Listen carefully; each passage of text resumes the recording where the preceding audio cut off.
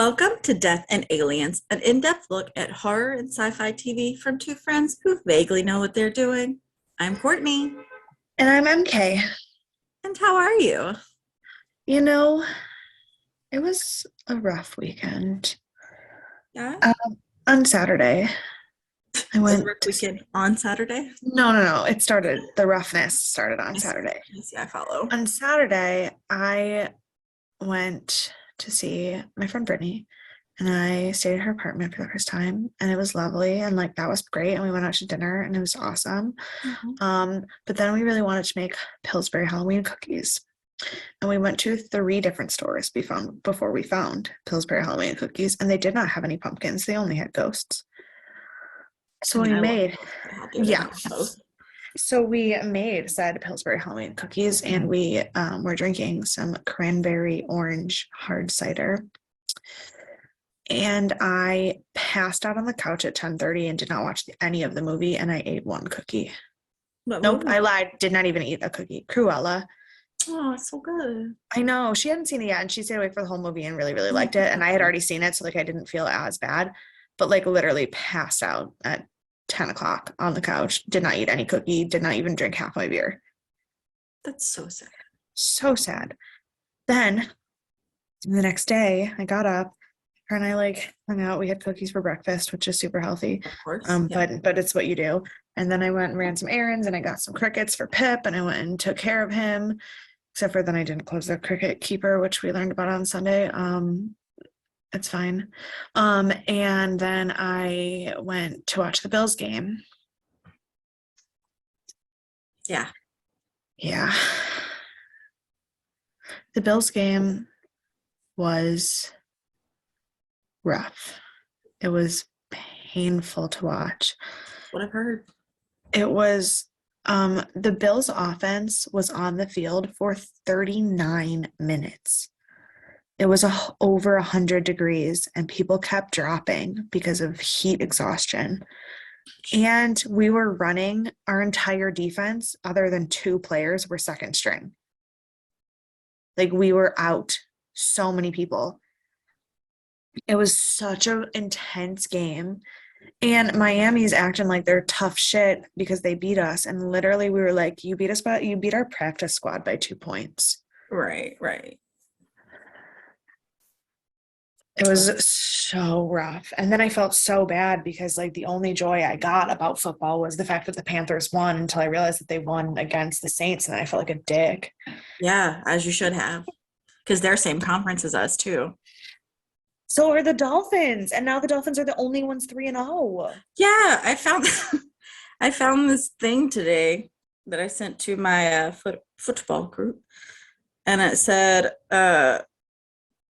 as expected, the only undefeated teams left in the NFL are the Eagles, the Dolphins, and the Giants. Right, what the fuck is happening? What is happening in football right now? I read today that people are like, should we even start Kamari anymore? And I was like, I don't know. Should we? Because I don't think I'm gonna. Nobody that's supposed to win is winning. I mean, Josh Allen's still doing fine fantasy points-wise, but well, no, and Josh Allen had a really good game. It just, the thing is, arguably, Tua is he's arguably the best rookie quarterback, or I don't think he's a rookie. I think he's in his second year, but he's I think it's his first year starting. I think so. But so arguably he's one of the best new quarterbacks.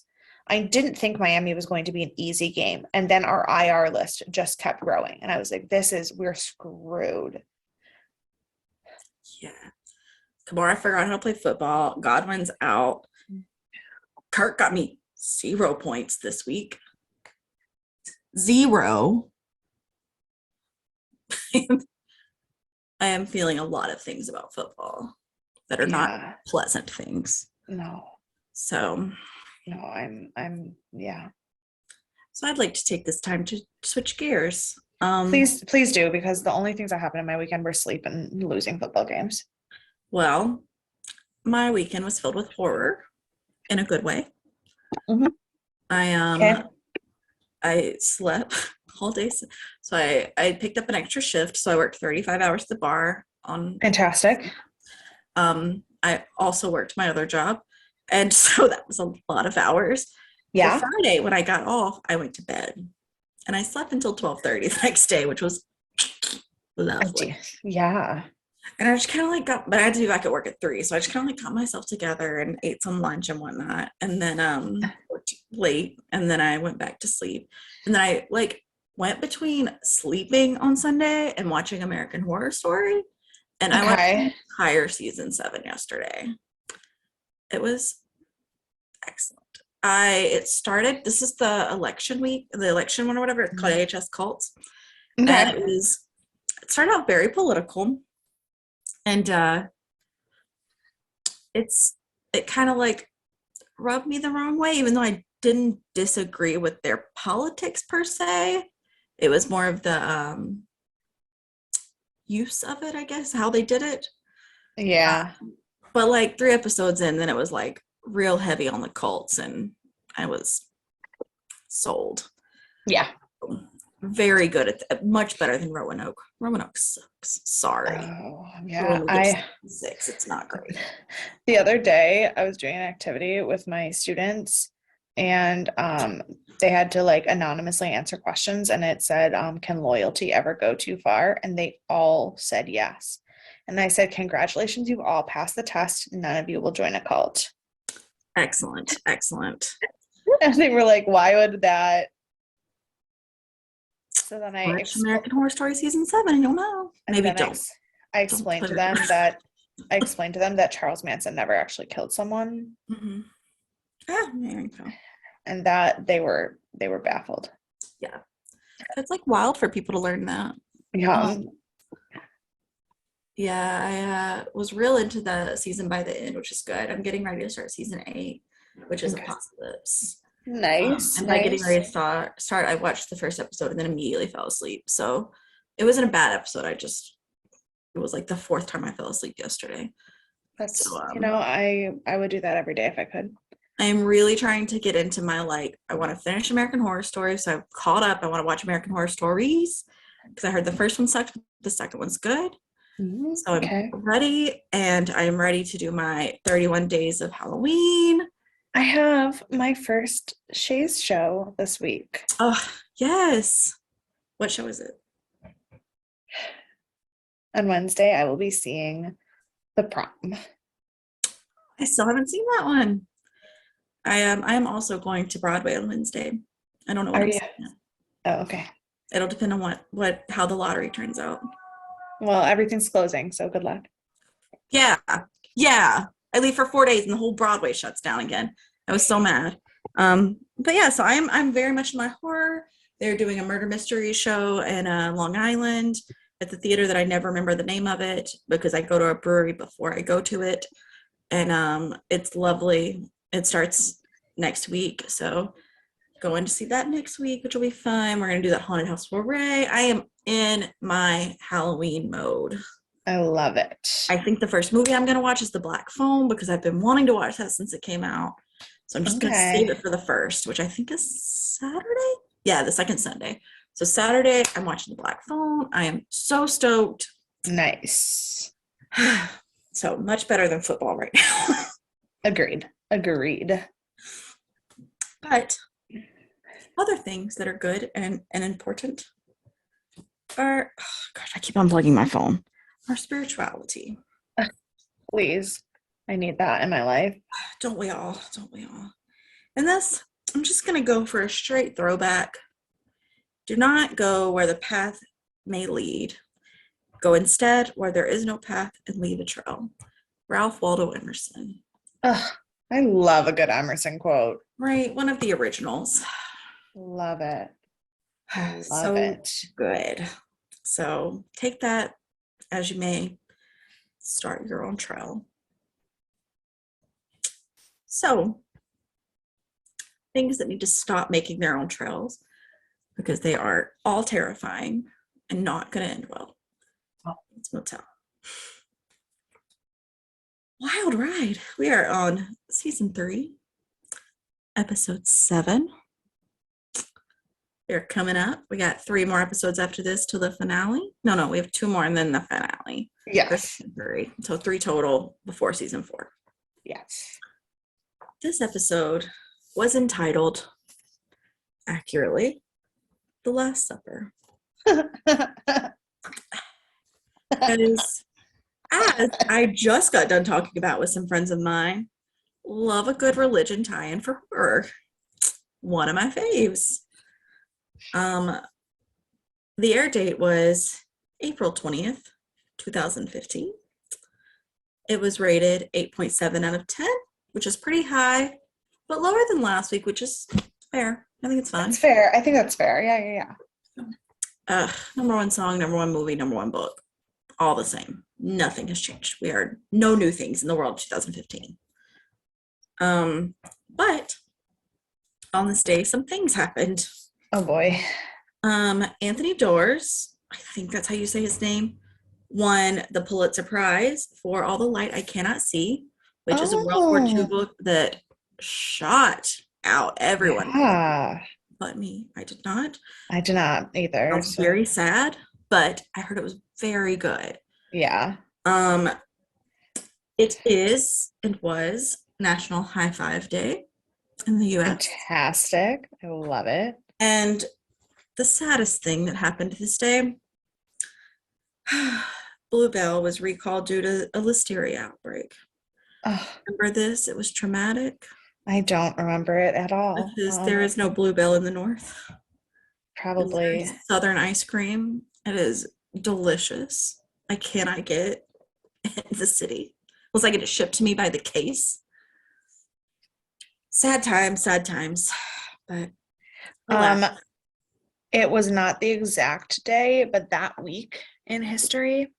I like to look at my Instagram to see what I was doing in that time, because it was actually like at a time where I was a functioning adult human. Right. Unlike Stargate. But that week of April in 2015 was the episode where McDreamy died in Grey's Anatomy. Oh. So it was that was a terrible week. It was a very traumatic week. McDreamy dies. There's a listeria outbreak at Bluebell. Ugh. All the bad things. I had just shaved my head though, which was like not a bad thing. Yeah, that's literally fine. That was the week that I shaved all my hair off. Miss Right. it. That's totally fine though. Like, yeah, you didn't affect my ice cream. I did not. It's good on you. Good on your part.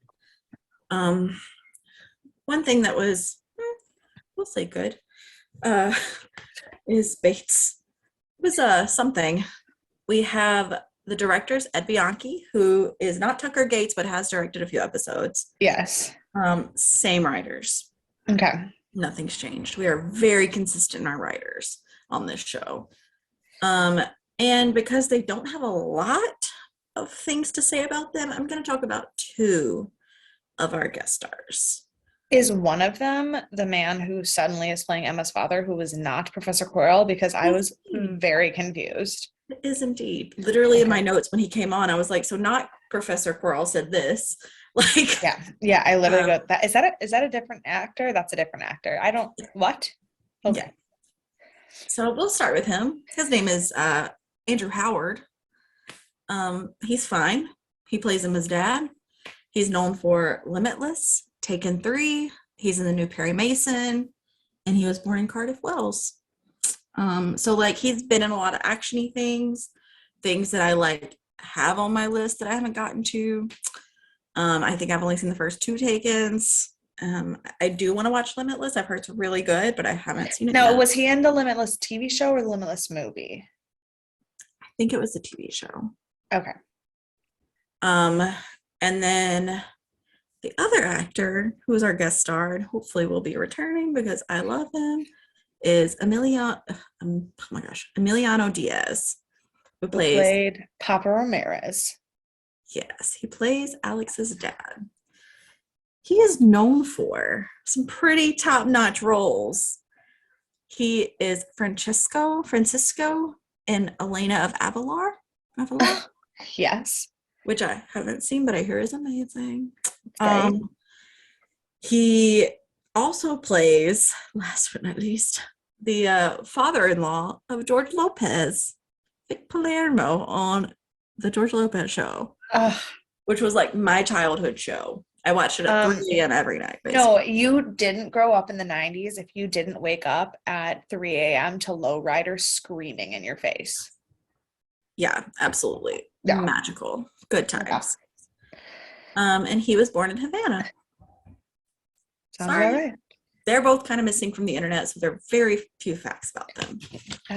They're It is lovely. what it is. Yeah.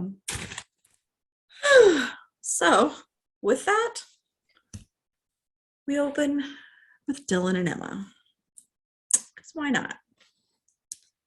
They are talking. He's telling her that Norma came back. Just a chit-chatting away. And Dylan tells him he wants to take her to dinner. Okay, before he does that, she asks him, have you talked to Norma about Norman yet? Yeah. And he gets awkward. And I was like, why would he do that, Emma? That would be the logical, normal, responsive things to do. Of course he didn't do that. Have you met this family? Right. Not one of them does the natural progression of things. No. Yeah, so then he says he wants to take her to dinner. I have some questions. Sure, they're friends, but this feels more than friendly. Oh, that was so more than friendly. And like, as far as I understand, her and Norman have not broken up. You know, I think as far as conversation, her and Norman have not broken up, but he did dress up his mother and make breakfast at 4:00 in the morning, and so they broke up. Okay, but she didn't know that part. She caught him downstairs in a blackout with a dead bird in his hand, and Yes. he told her he couldn't have sex with her. I think, did they break up when she was yelling at him when they wouldn't have sex? I think so. That was my thought. I was like, I didn't think it ended there. I mean, like, that's maybe it was meant to. That's as good as ending it. Like, fuck off. It should have ended there. Should have ended before there. Anyways, feels like a bad move. But fine. And then this is where I put not Professor Coral comes in and tells Emma that she was not meant to go to work today. She was supposed to rest because she was still recovering from not sleeping and not using her oxygen the time before. And but I was like, he's still such a kind man because he only blames Emma. Because like, you think about like if somebody's dad like bursts in and there's like a guy there, you'd be like, it's your fault, blah, blah, blah. He's like, no, none of this is your fault. He's like, she knows. He was like, she knows her limits. She decides to push them. She's not taking care of herself. You wouldn't know that that's the wrong answer. Like, how would you know that? Right. Of course, it's not on you. Wow, you are such a good human. You're like, just like normal, good dad, good person to the world. Yeah. So love him, top notch. Are you okay? I'm great. I felt something on my foot and I started to freak out, but it was just the rug. Okay, good.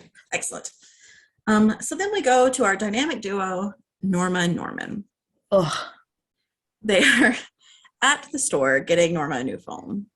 And she's just acting normal. She's just like super chill.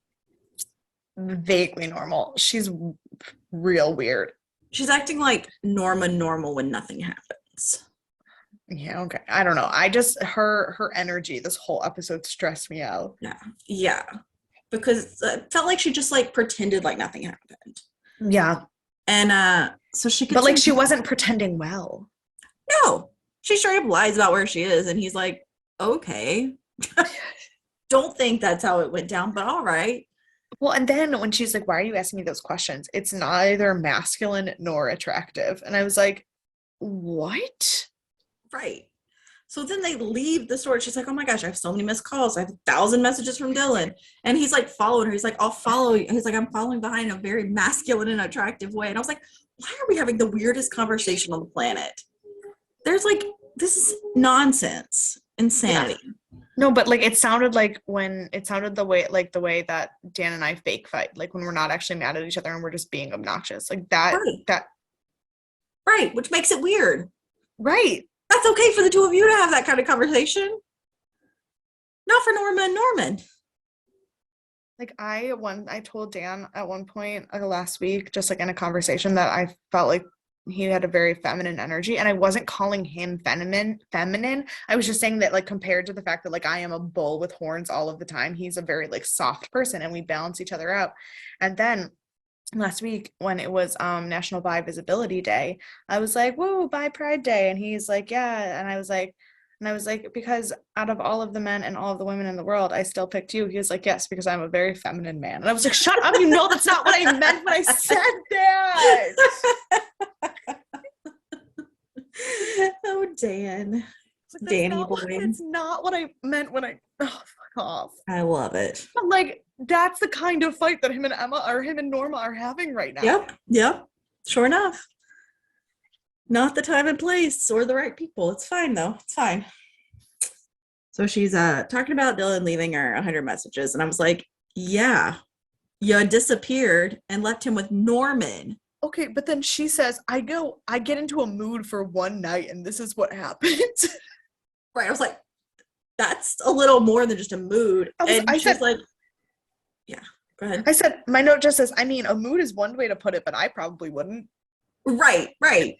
And he's like, we thought you had died. You disappeared. You weren't answering anything. She's like, I was just gone for a bit. I was in a mood. He's like, you took a suitcase. She's like, what does death have to do with a suitcase? I was like, which to be fair, what is the correlation between a suitcase and death? Right. But like, that's not the point.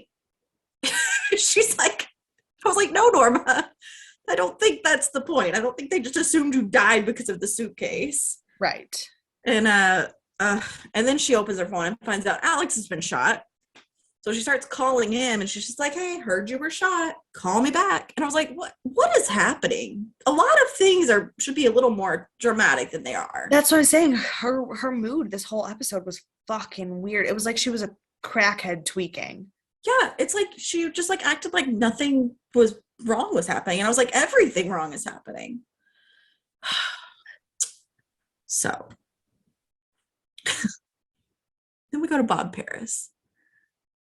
Because why not? And he's getting ready to go biking in his gear. Finds a car in his driveway, and he's like, hey man, we can't park here. This is private property. I saw the car and I said, no, you did not, Alex. I know. So like, how did he not recognize the car? That was my question. Because it goes up and Marcus's body is in there with a note stapled or taped to him that says, I withdraw my candidacy. I couldn't read the note, but I could tell that it was important.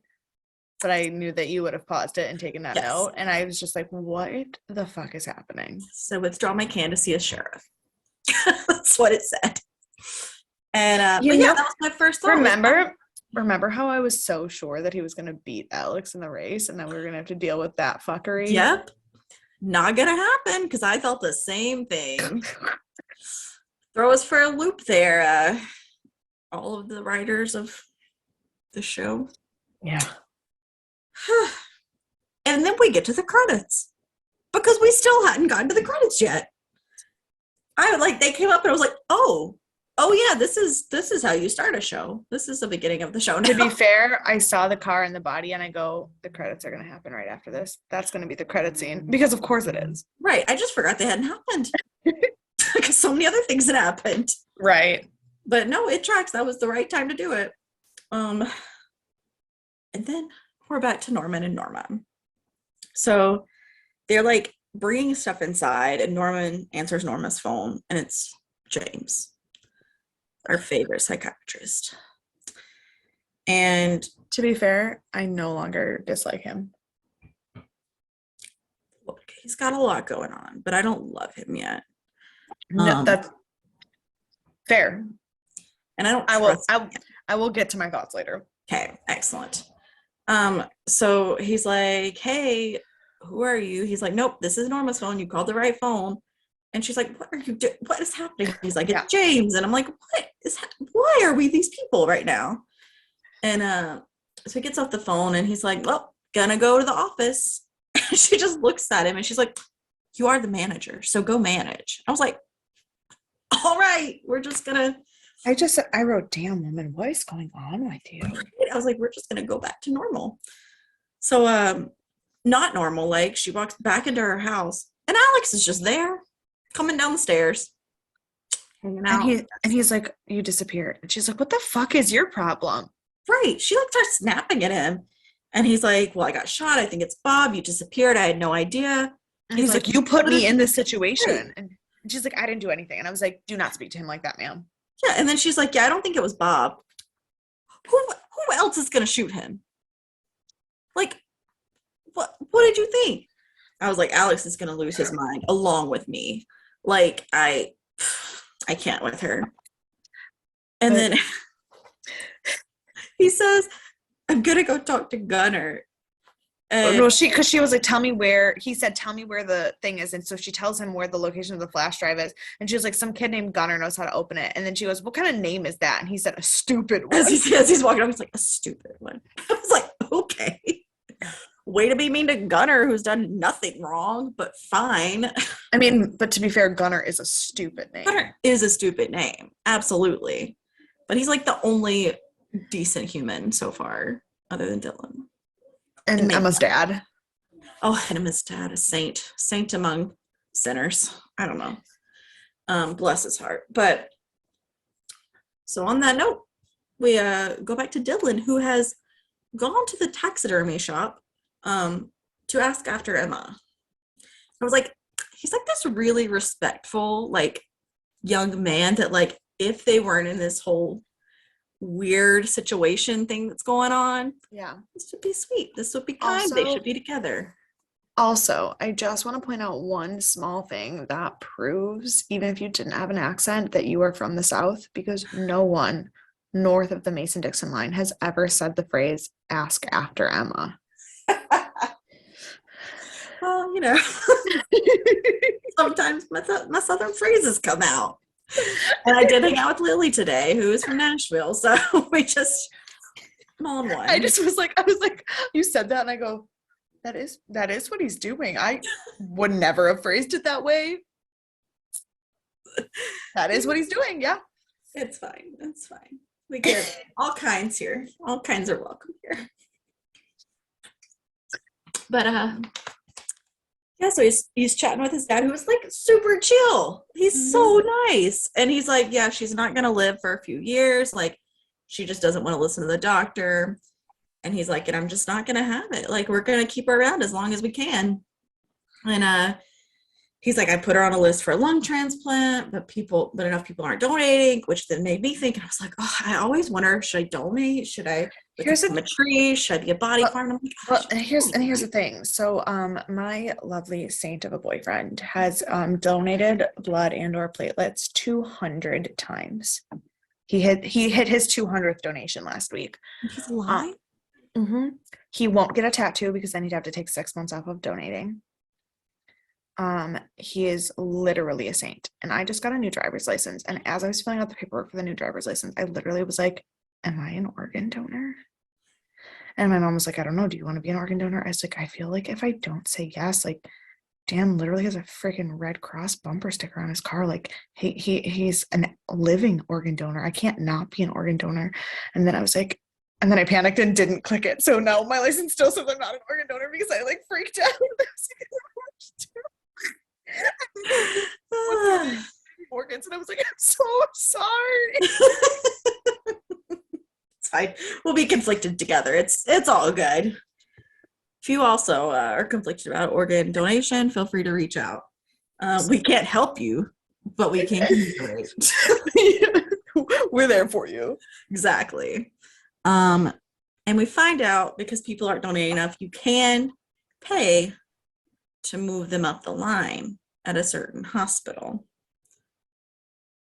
My note about this payment at this hospital says, that's just about the sketchiest thing I've ever heard, and I've been watching this show. I read that and I was like, yep, that tracks. That's a thing. Wouldn't be surprised. Nope. So then we go to, where else but Dylan's farm, where Alex shows up. Huh? I said, of course. Oh, yes. I thought she said first. I was like, I think that's all. Oh, no, you're right. So Alex shows up and meets Caleb. And I couldn't remember for like specifically what he knows about Caleb, but from his face, I assumed he knows everything. I don't think he does know everything. I just think he knows that. Well, he definitely doesn't know that Caleb's actually Dylan's dad. Does he though? I don't think so. That's for sure not something that she talked to anybody else about. Maybe. I don't know. But this is also where he finally sees the ledger. He tells sweet baby Gunner.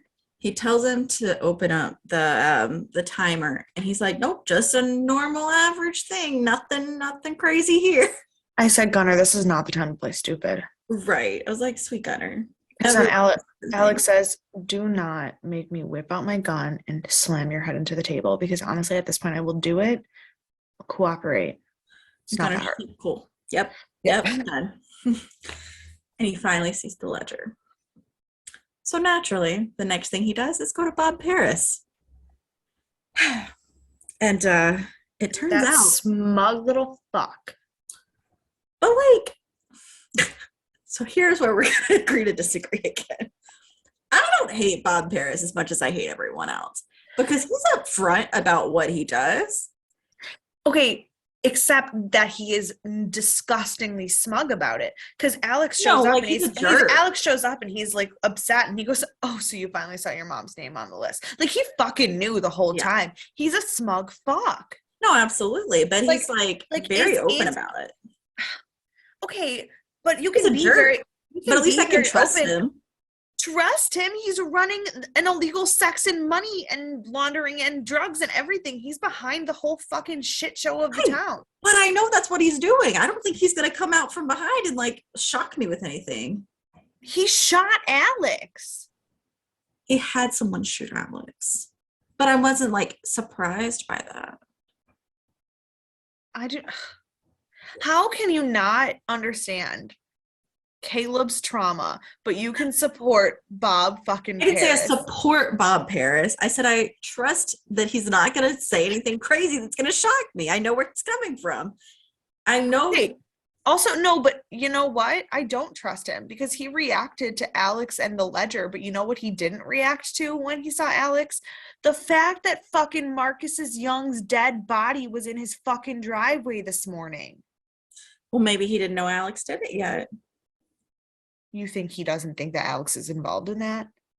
Well, maybe he's trying to call he sent Marcus to the hospital to shit talk Alex. Maybe he was trying to make a truce. He's like, "All right, I shot you. You've killed Marcus. Now let's work together." I don't trust him. I don't trust him for a fucking second. I'm just saying. So yeah, so we learned Alex's dad set this whole thing up. Sweet father-in-law of George Lopez set up this whole shindig. And father-in-law of me. What?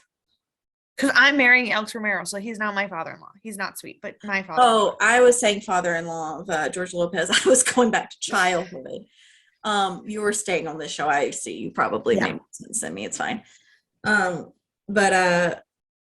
So it turns out that he used his mom's name, who's been dead for 22 years, to still collect on his share of whatever he gets from this business. But also, like, we've been talking about this ledger for a long time, and that was a really quick reveal how that came out, and we just like didn't talk about it right then. I felt like that could have been written a little better. Maybe, but also that's not the end of that. Well, no, but like it just comes out. It's like that would have been I feel like it should have been a more shocking reveal, and they just said it casually. I mean, my jaw dropped. Right. It did shock me. It shocked me too, but I would have liked the drama behind it. Honestly, when the show has too much drama behind it. That's why I love it. I love the drama. I get anxiety trying to watch it. Well, take your anxiety meds and you'll be fine. That's what I do. I can't. Well, that sounds like a personal problem. I can't take anxiety meds because they interact with my depression meds. look, you win some and you lose some. So it's fine. It's fine. We all grow from things. Um, so then we go back to Dylan and Norma. And Dylan's like, let's talk. And Norma's like, I don't want to talk to Caleb. He's like, all right, that's not what I want to talk about. I said, Norma, ma'am, Dylan would not ask you to do that. Like, he asked you to have a conversation with him to put him out of an awkward position. He doesn't expect you guys to hold hands and sing Kumbaya. Like, that's not. No, I was like, I think we've moved past that now. And so Dylan tells Norma about Norman and his blackout. And she's trying to blow it off like the whole time. He's like, he was downstairs with a dead bird that he like was singing things. She's like, oh, he's always down with something. And there's always something dead in the basement. I was like, okay, that's not a like, like, sure, but you're being very, very casual about this. And then he's like, he was making breakfast at 4:00 in the morning. Who doesn't sometimes want breakfast at 4, wearing your clothes? Yeah. And she's like, oh, mm-hmm. It's like, I was like, yes, Dylan, tell her. He's like, you have to do something. I was like, yes, you have to do something. I was like, why is Dylan the only one with even half a brain in his head? Ugh, bless. Who knows? Who knows? So then we go to Alex, who's going to see his father in prison. And he's like, it is not a friendly visit. He's like, we have to talk. And his dad, like, didn't expect it to be. Yeah. And he's insisting that he takes his mom's name off the list. He's like, she's been dead 22 years. He's like, you have other dead friends you can use. And I was like, okay, we are just gonna. Well, okay, but Alex's dad is ridiculous, and it absolutely explains why Alex is the way he is. Absolutely. Like, that was awful. His dad was like, you always thought you were better than me. You think you're. That's not a way to talk to your child. Like, no. I don't care that they're an adult now. Like, that clearly shows that never once did he ever parent Alex. Yeah. And we learned that like his trauma stems from the fact that like his mother took her own life. And she did it because of the relationship with his dad being so bad. Right. And so trauma. So, which of course now I'm even more in love with him. It's fine. Right. So now we can like, if we didn't already understand Alex, he's the one I think we all agree on. Yeah. We would understand him even more now. Like, yeah. He's been through some stuff and still a good person. Mostly. Yeah. Although speaking of Alex, Dan asked me who my celebrity 5 were last week. Ooh. And I couldn't decide on a 5th one. And I said the 5th one's kind of the rotating spot because it just depends on like what I'm obsessed with in that moment. Carbonell. But Nestor Carbonell is right now, and he was like, I don't know who that is. So I pulled up a picture to show him, and he was like, okay. And then I was like, hold on. So I pulled up a picture of him as Alex to explain it to him. And I saw a picture that spoiled something for me. And I am angry. When I was thinking that was spoiled for me, because I bet it happens this season, if so. I don't know when it happens. I don't know. Does it have to do with another character? Yeah. Which other character? Norma. Okay. I think it's the same thing that's been ruined for me, but it's fine. We won't talk about it. We'll just pretend like none of that happened. That's what I've been doing for like 10 weeks now. Oh my God. I literally saw that picture on Thursday and I go, I don't, what? I can't. I have no context. I did not delve further. No, good. Just one singular image. And I was like, I think I can't watch the show anymore. Yeah, fair. That's fair. Unfortunately, you will be watching it for the next 22 weeks. So okay, great. Stay tuned. Oh, so then on a lighter note, go to Caleb and Dylan, who are they're working on his weed plants. And our sweet neighbor friend, who I adore, comes over to talk to Caleb because he's supposed to be doing this delivery thing for him. Yeah. And he's like, I've changed my mind. And he's like, well, dude, I don't want you to do that. Like, I thought we had already decided this. What's happening? Yeah. But he's like super chill about it because he's like a really chill guy. Yeah. And He's not angry. He's just kind of like, what the fuck am I gonna do now? Right. He's like, well, now I have to do it if you're not going to do it. Like, and then he's like, it was a big payout, this and that. He's like, I guess I have to do it, blah, blah, blah. And Dylan's like, well, how much? Because Dylan was just telling Caleb that he wants to figure out how to get this 20 grand to send over for Emma to get her lung transplant.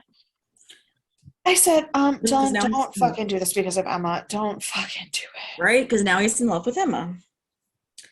Fine. And Okay, but then Caleb forbids him from doing it. And I said, do not speak to him like you think you're his father. yeah, like, okay, Caleb, you have no say in what he does. You've been here for 5 minutes.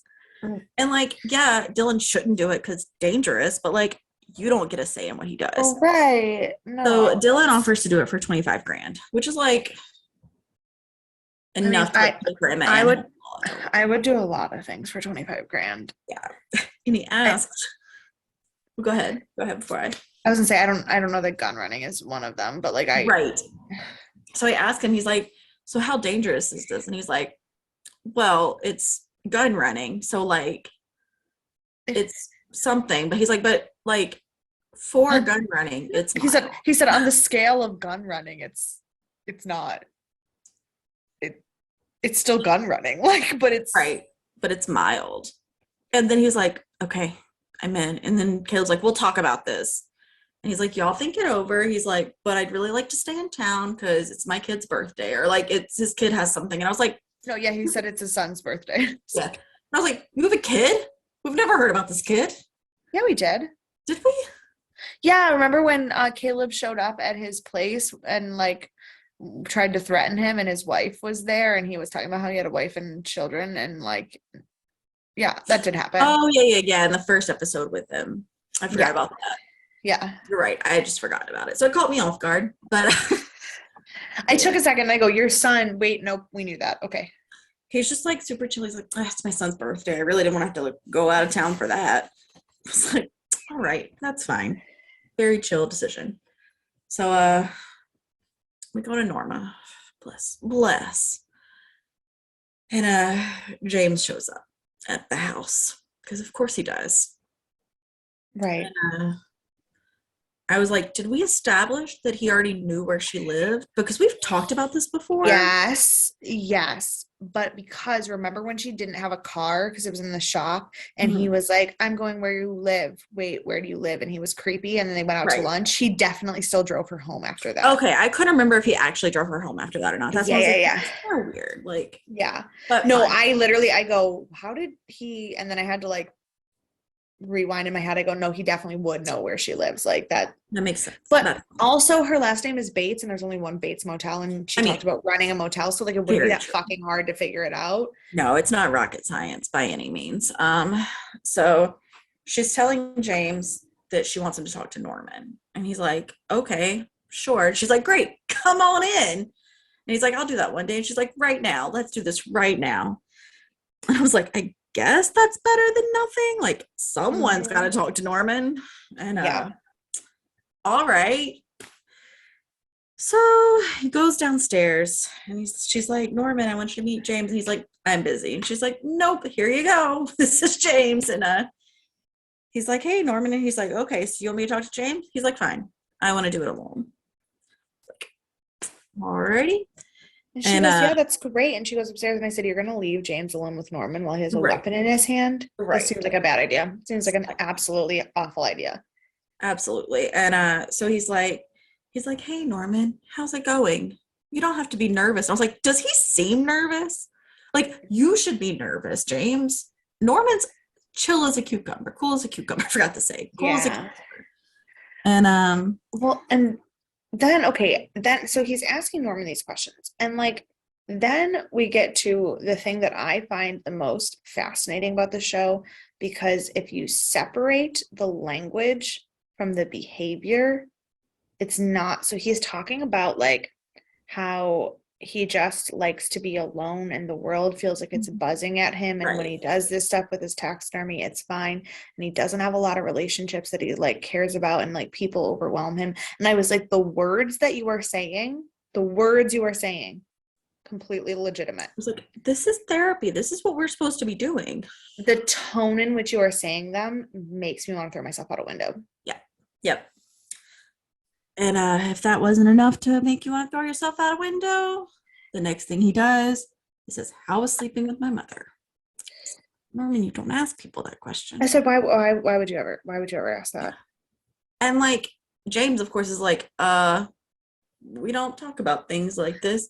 And he's like, so what was it like? And I was like, no, we don't need any deeper dive into that. Like the surface level was already bad enough. Yeah. And he just keeps pressing and making things awkward. And then James says the thing that we've all been thinking for 2.5 seasons and no one's been able to say it. And this is why I don't hate James anymore, because he's the only person who can fucking see what's going on. He says, Norman, do you want to sleep with your mother? I mean, just because I don't trust him doesn't mean he's not a trained therapist. Like he's like, that's fair. And yeah.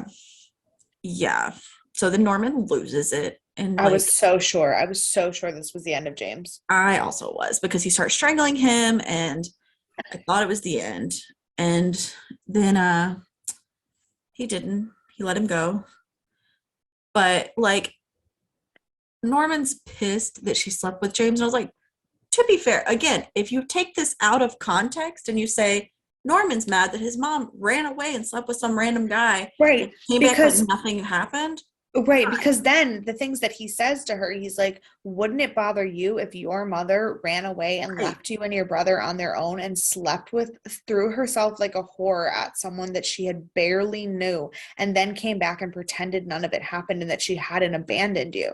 Wouldn't that upset you? Right. And I was like, yes, but again, everything he says is correct, except that the way he says it is just so wrong. And the things sometimes surrounding it. It's like, well, yeah, like the how did she feel? That was right. No. So he runs out of the basement as he should and just goes straight out the door. And Norma's like, wait, what's happening?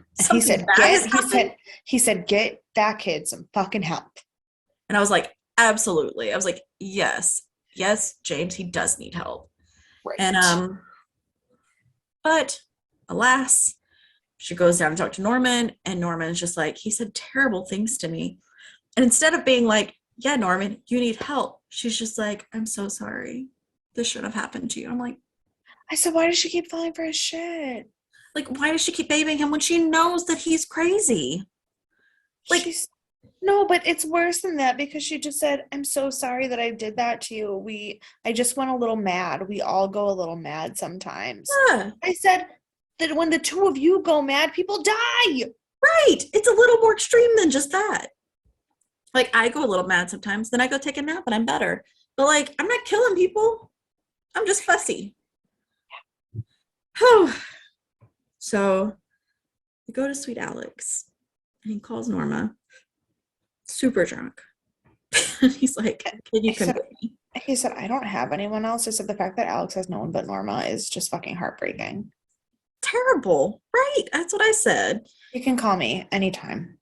Yes. And then we go to Emma, and her dad's following her around to protect her. She's trying to go on her date with Dylan. And he's like, no, you have to stay here. He's like, you have to breathe. You need to rest. And she's like, no, I don't want to do that. She's like, I'm going to go. And finally he like agrees to let her go because just dinner with Dylan. And he's like, I want you to know, just because I'm letting you go doesn't mean you've won this conversation. She's no. I said, her dad is so pure and she doesn't deserve it. I know. Oh, bless.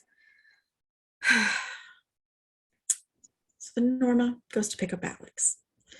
She said she missed her car. I was like, yeah, you got rid of everything you owned and then acted like you didn't. You acted like you just went for a drive and went home. He was so confused. He said, where's your car? Yeah, because he's hella drunk. So drunk. Hella. So a good move. Norma takes him to the motel and puts him in a bed. She's like, you're going to sleep it off here. But then she's like asking him what's wrong. And I was like, God, just let him be, Norma. But lo and behold, he tells her everything. He's so cute. I can't stand it though. I When she's like know. tucking him into bed and he's like drunk, falling asleep, I was just like, I know. It's precious. BB. And she goes to leave, and he's like, I think you're beautiful. And she just tells him, I was like, if this wasn't Norma, this would be adorable. Because she turns around and she says, you're drunk, and you're not going to like that you said that to me tomorrow. And he's like, yeah. Well, they also got so close to kissing. It's the second time this season that they've gotten this close to kissing. And I was like, so close. I know. And it's like, but I don't want this for Alex. Right. But it's so I'm like rooting for it because he's so happy. But then I'm like, no, wait, no, I'm not. Because it's this is bad. So Dylan tells Norma that he's going to take Emma out. And she's like, sure, invite her here. I said, no, Dylan, take Emma out. Don't pull her into this crazy. I said, that's when you say no, Dylan. You can say no to Norma. You just got close like a day ago. Right. And, but he's like, yeah, great idea. I was like, no, terrible idea. So then Norma's working outside. She's going to get some some herbs from her garden for her dinner. And so she's in the garden. Oh my gosh, it's almost time, and my computer starts dying. I don't even know where my charge there. It's right there in front of me. So she goes outside, and Caleb's like creeping around. He's probably not actually creeping, but that's what I said. He has flowers. I said, Caleb, why are you there? Yeah. And so he has flowers, and I didn't hear him correctly at first. So he said, I was going to come and leave this with a note. I thought he said I was going to come leave the flowers on the gnome. What is happening?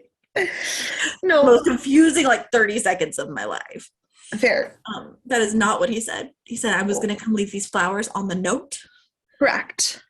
And he said, it just said, thanks for talking to him. And she's like, we can't be friends, Caleb. And I was like, yeah, correct. No one should be friends with anyone. Everyone needs to go their separate ways and get therapy.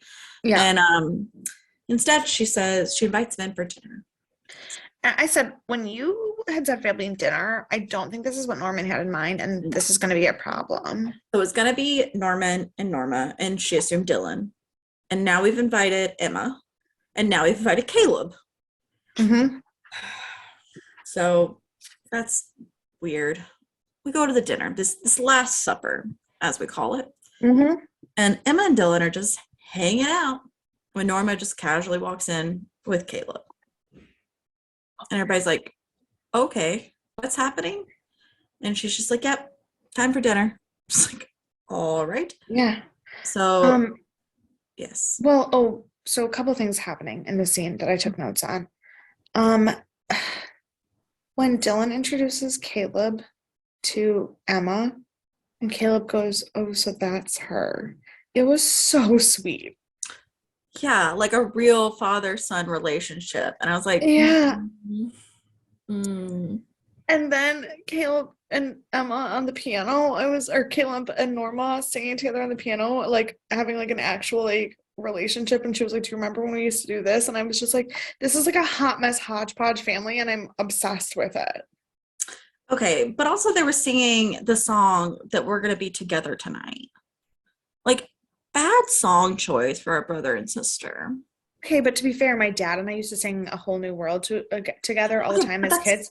Right. And I remember, because I was just telling Dan the story the other day, I remember telling my dad at one point when I was like 7 that I wanted my daddy-daughter dance at my wedding to be A Whole New World. And my dad had to explain to me why that wasn't an appropriate song for that context, because I didn't get it. And so sometimes you just have songs that you associate with people, with moments in your life, and the context isn't the important part.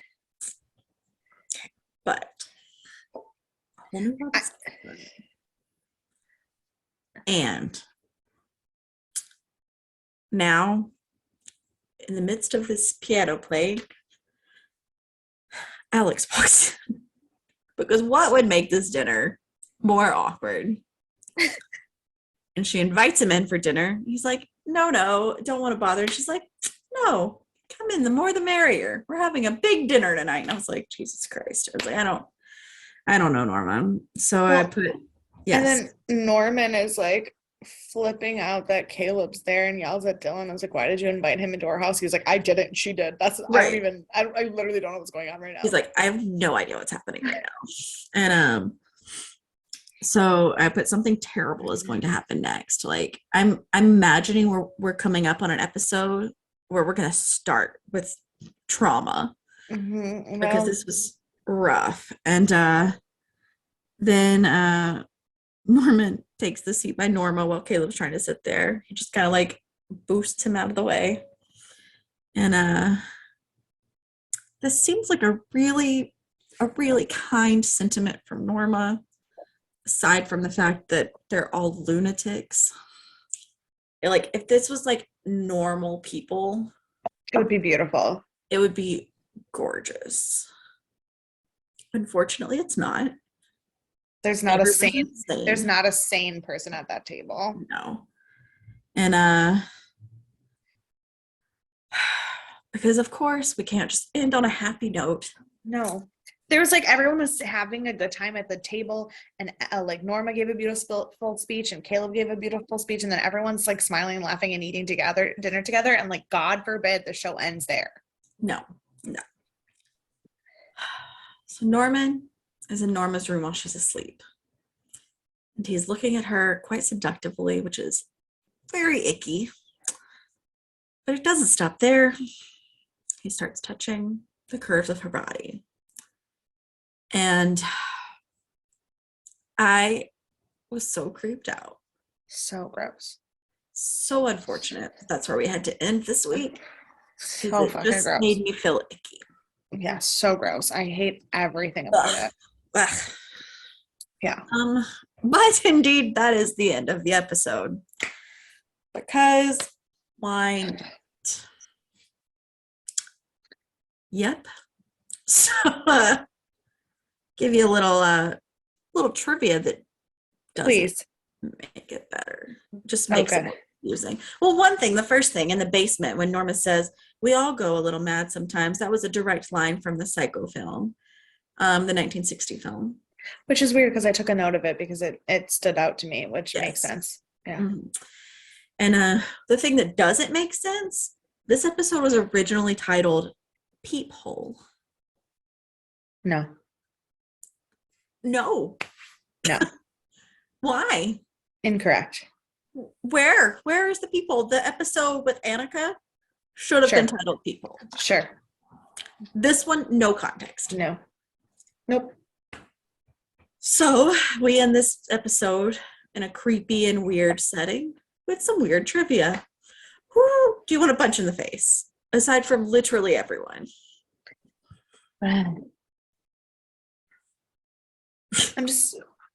Everyone. I'm gonna solidly punch Norman though.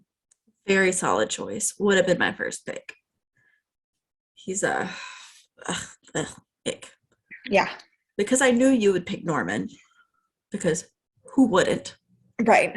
I picked Alex's dad. Which is fair. I also probably think Norma should get slapped around. Everyone needs to be punched. They just need to be smacked around a bit. But like, I don't care for the fact that he used his wife's name after she'd been dead for 22 years. Yeah, no, that is next level fuckery. Right. So on a lighter note, who's your MVP?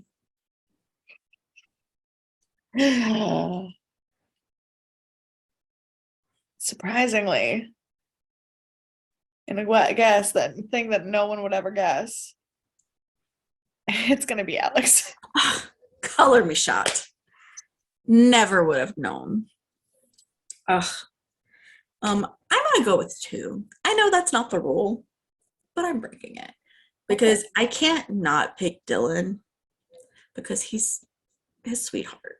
Sweetheart. All right.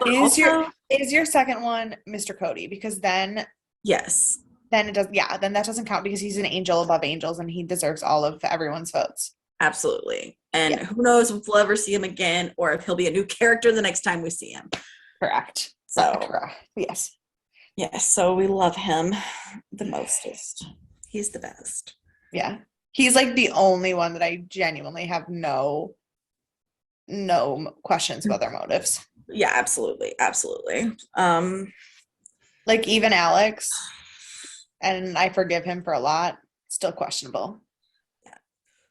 And Dylan has his moments, so like I trust his motives are probably mostly good. But he does some dumb shit. Yeah, yeah. So, um, yep. So we've had a weird episode. It's the Last Supper. Let us know what you think that means. I think it means someone at that table is gonna die. Judas was seated at the right hand of Jesus. Who is Jesus? There's no starting point. I can't pick a right hand. I don't know what to do in this situation. You are silent. Am I?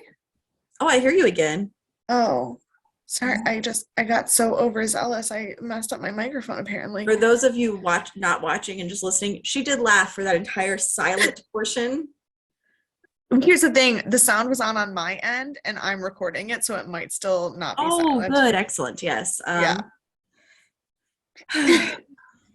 We have no Jesus. There is no Jesus in this town. Oh. All of them are Judas. I don't know. I just almost started singing Lady Gaga and then I remembered that there's copyright laws. Right. Yes. Copyright laws exist. I do them every day. Yeah. So, who do you think's Jesus? Who do you think's Judas? Everyone's bad. No one's good.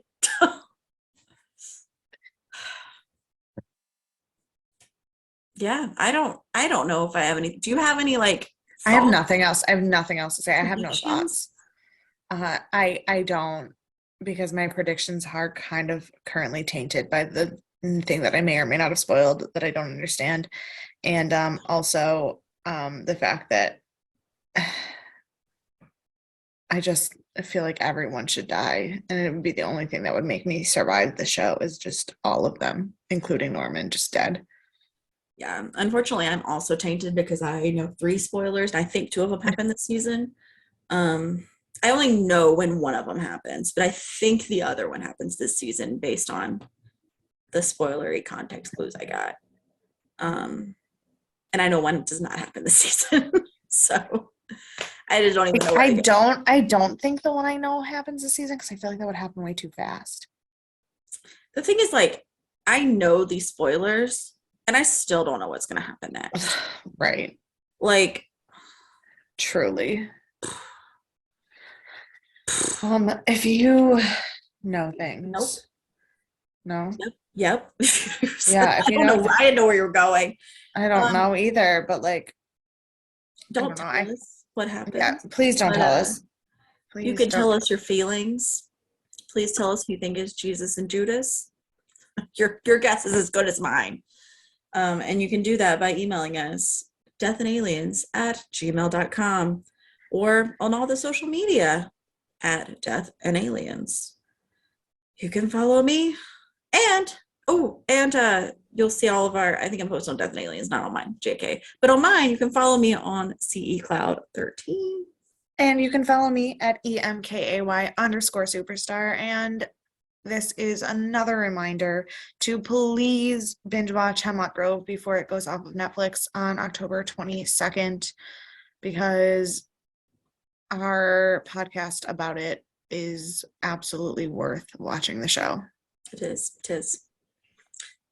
Sorry, I'm a flutter at the end of this episode. It was a lot. I'm not together. I'm so sorry. But everything's gonna be fine. We're gonna have a great day. Things are not gonna get better, I'm sure, but it's fine. Sure. Sunday, Sci-Fi Sunday, and so at least we have that. we do. But so, we'll see you for that. And I hope you have a great day. Bye.